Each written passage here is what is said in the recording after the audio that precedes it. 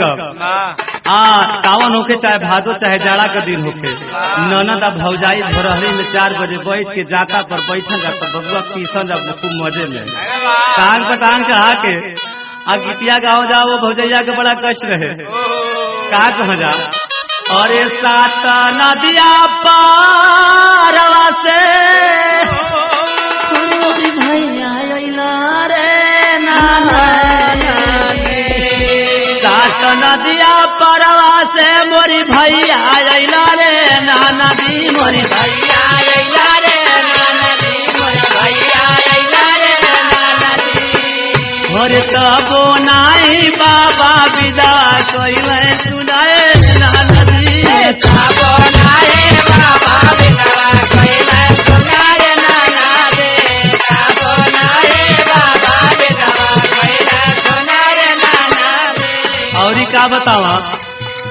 तीसिया का तेला करही अजर रे नाना जी करही अजर रे नाना जी करही अजर रे नाना जी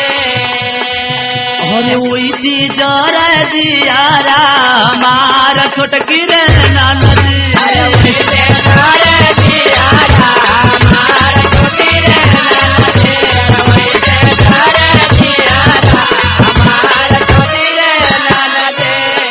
तोले सावन का महीनवा में यही महीनवा सावन में रोपनिया करे जाए बनिहरनिया तनी सा ओढ़ के चुनरिया गाँव जन नाच के झूम के कैसे गावे लोगन सावना भादवा में ओरवनिया चुअरे नाना जी ओरवनिया चुअरे नाना जी ओरवनिया चुअरे नाना जी। लव कुछ लिया यही तरह गमछा ओढ़ के अपन चुनरी ओढ़ के नाच के गाँव जा।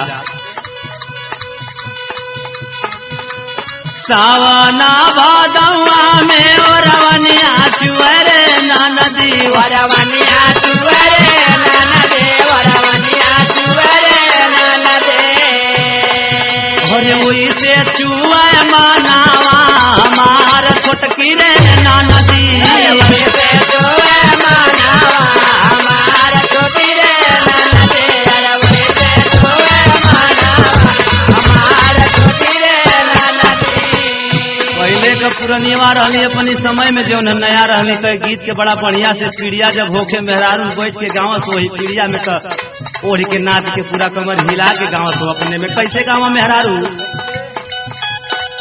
अरे मोरे पीछावा राजा मिरिया कहे रे गछिया जा मिरिया कहे रे गछिया जा मिरिया कहे रे गछिया और काई ऊपरा का गा बोलिया बोलू है सुनाए सखिया ऊपरा का गा बोलिया बोलू